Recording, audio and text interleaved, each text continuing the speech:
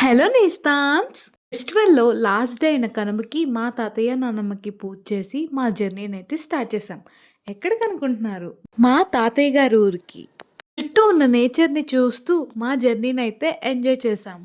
మేమలా మాటల్లో ఉండగా మా విలేజ్‌కైతే చేరిపోయాం. చూసారా మా విలేజ్ ఎంత బావుందో, ఎంత గ్రీనరీగా ఉందో?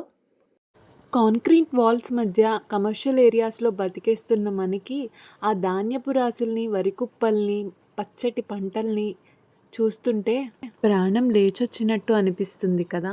నాకైతే ఇలాంటి ప్లేసెస్కి వెళ్ళినప్పుడు ఇంటికి రావడం చాలా కష్టంగా అనిపిస్తుందండి. మీకెలా ఉంటుంది? అక్కడ రిలేటివ్స్ అందరితో పలకరింపులయిపోయాక లంచ్ టైంకి మా పిన్ని బిర్యానీ సర్వ్ చేశారు. బిర్యానీ టేస్ట్ అయితే చాలా బాగుంది. ఇంక మా లంచ్ కంప్లీట్ అయిపోయాక కోడిపందాలు చూద్దామని చెప్పి వెళ్ళాం. ఇలా వెళ్ళగానే మా జున్ను పాప లేచిందని ఇంటి దగ్గర నుంచి కాల్ వచ్చింది. ఇంక వెంటనే వెనక్కి రిటర్న్ అయిపోయాము. రిటర్న్ అవుతూ ఉంటే దారి మధ్యలో మాకు హరిదాస్ గారు కనపడ్డారు. ఈవినింగ్ అయ్యాక అలా ఊరు చూద్దామని వెళ్తుంటే ఈ మామగారు ముగ్గు వేస్తూ కనపడ్డారు.